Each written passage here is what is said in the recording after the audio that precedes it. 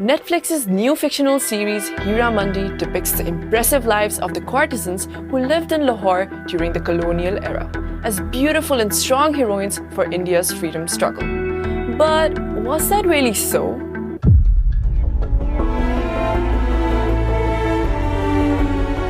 The Netflix series Heera Mandi portrays these women called taiwafs with magnificent dresses and seductive dances.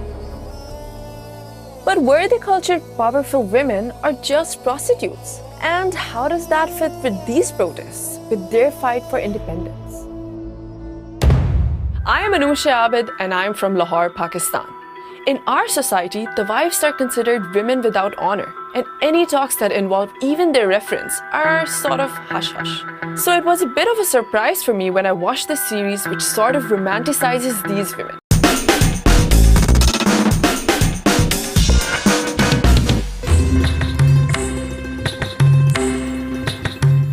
The series Heera Mandi is about love and betrayal, of course, but it's also about politics, about a role that is assigned to the taiwafs. I think the biggest problem with Sanjay Leela Bhansali's Heeramandi is that it doesn't state clearly enough that this is not history.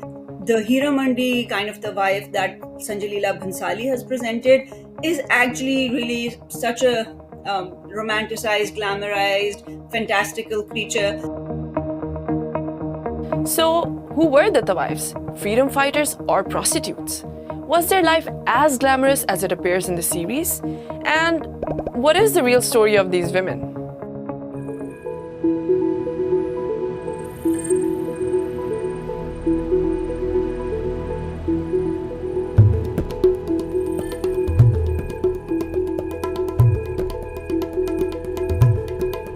First, let me explain who taiwafs actually were.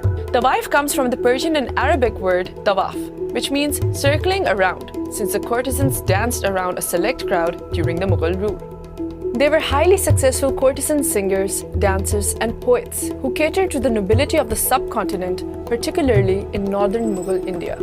The taiwafs contributed significantly to the continuation of traditional dance and music forms and were considered an authority on etiquette. Bollywood director Sanjay Leela Bhansali has created a monument to the taiwafs with his series, portraying not only their beauty but also their courage. But some hardliners might say that the director is glorifying prostitution. But is that really so? Tawaif is different and prostitution is different. Tawaif is more of a performer. You know, Tawaif has a culture of its own. You know, it's a very culturally loaded term, Tawaif. All the performers used to have a good, immaculate taste in poetry and singing and dance and music. Many of the beautiful dancers engaged in sexual relationships with the powerful elite. Sex had a different cultural role in the Indian society back in those days. It was considered one of the skills that the taiwafs possessed, in addition to their honored skills in dance and music. So if taiwafs were not prostitutes, why did they get stigmatized by the society as sex workers? To understand this, maybe we should go back in time, at the beginning of the taiwafs, when they weren't even called that yet. Only then may we understand their role in the Indian society.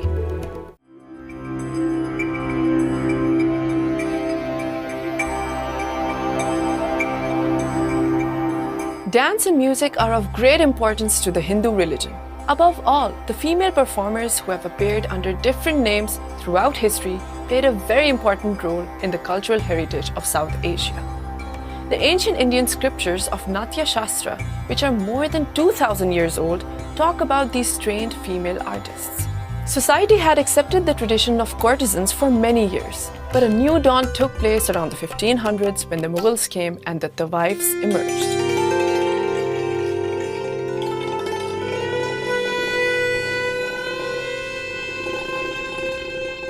Having grown up in a Muslim household myself and knowing that performing in front of males is somewhat frowned upon in the religion, I would have assumed that the Mughal era would have been the point that the courtesan culture went downhill in India.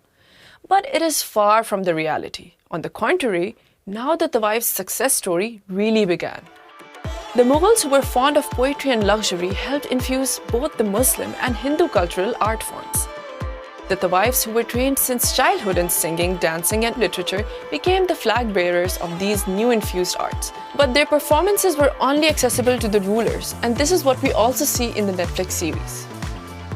These women received gifts and riches from their patrons.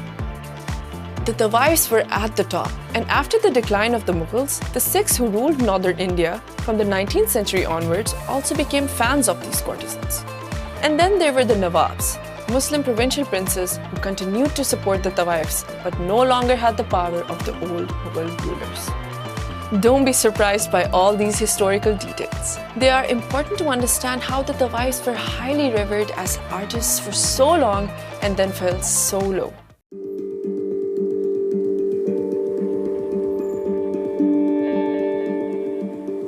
Before watching the series, I had no idea that the sons of Nawabs were sent to the courtesans to learn social etiquette. I was oblivious to the fact that the taiwafs once had respect in the society. Partly because when I myself encountered the word taiwaf in my life was when I told my mom that I want to get a nose ring. She responded back in a rather angry tone that I shouldn't get it because taiwafs or prostitutes wear it. But I was young and I really wanted to have it because I thought it was beautiful. But now when I did my research, I got to know that for the real taiwafs, the nose ring was a symbol of purity or virginity.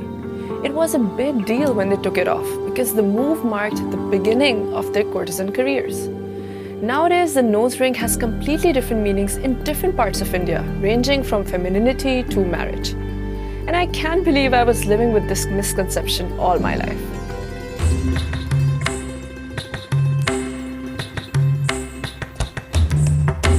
Talking about misconceptions, the Netflix series Heera Mandi portrays that most of the taiwafs were yearning for love and were locked in golden cages.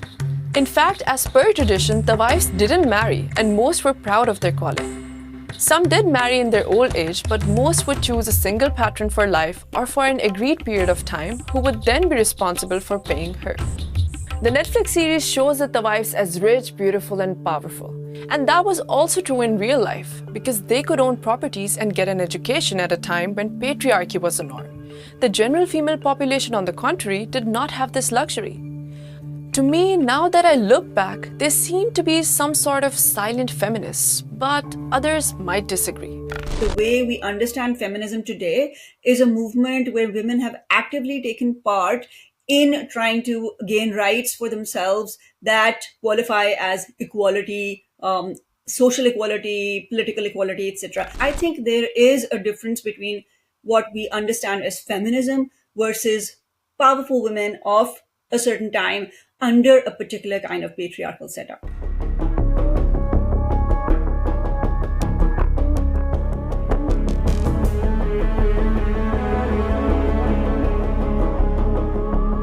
So it wasn't a surprise when the British came to India in the 17th century that they too got dazzled by the taiwafs. They wanted to feel at home in India and tried to act like the elite natives. The British also held taiwaf performances at their places and relabeled the women as nautch girls. The British were patrons. They would dress in Indian clothes and smoke the hookah and hold soirees in their own homes. Slowly over the course of decades, the British started to take over India through military conquests, diplomacy, and administrative measures. With growing control grew the resentment against the British. The Indians who resented the policies made an unsuccessful attempt to throw out the outsiders. One of the key centers for the rebellion was the North Indian city of Lucknow. It's the biggest rebellion, revolt, mutiny, whatever you wish to call it, but it was a huge rebellion. The largest that the British Empire ever had in any country, in any part of the world that they conquered. The largest, the longest was in Lucknow itself. And one of the reasons why I believe sustained them, who gave the money, who was the richest courtesan establishment was in Lucknow. The taiwafs of Lucknow had to pay a heavy price for their role and support of the failed mutiny. After the British gained complete control of India in 1858, they confiscated the properties of the taiwafs and imposed heavy taxes on them. Because even during the mutiny, these women just fed the rebels, paid them, they never took up arms. They wanted them to succeed with a very generous heart. And that's why they were so badly punished by the British. Because the British said we are going to wipe out anyone who was friendly with the rebels. The British were taking up measures against normal prostitution because a big part of the soldiers in the army were dying due to sexually transmitted diseases. These laws did not make a distinction between the cultured taiwafs and prostitutes. You see, now it's turned into, from songs and dances and cuisine and fashion and all kinds of games are played, it's turned into how much you pay by the hour. Later, Christian missionaries and Indian social reformers backed by the British launched campaigns against the taiwafs, labeling their performances as immoral. Even the elite Indians who had once respected these women started to look down upon them, influenced by Western ideologies. This thus led to the complete stigmatization of the taiwafs in the society. Sexual knowledge as part of intellectual education was no longer recognized as a value. When the British came in, we are told, did not understand what these women were exactly, and their Victorian ideals were different, and they tried to impose those upon them. But it is also the fact that by that time, because the Mughal polity had declined so much, that they did not have patronage of the kind that they would have had when the Mughals were at the height of their power. The whole instruction process of the British, it was on the pattern of cathedral or a church. So I earnestly believe that our moral fabric, that was given to us by the colonial regime, not by our tradition, Muslim or otherwise.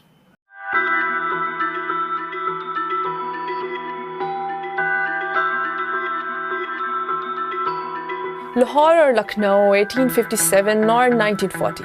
Women with weapons, women as freedom fighters. Much is mixed up in the Netflix Heera Mandi series, and much is pure fantasy. Today, if you go to the real Heera Mandi in Lahore, you will not find any taiwafs. The old and rugged neighborhood is not reminiscent of the fantasy that we see in the Heera Mandi series, but of the decline of the tawaif profession.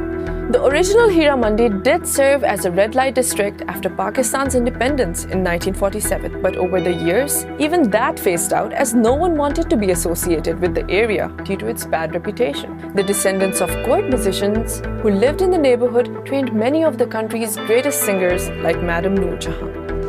So if you are a sucker for drama and good sets, then the Netflix series is fun to watch. But it is important to remember that it is, after all, overly dramatized and just fiction. But the series did make me rethink on how I personally view taiwafs.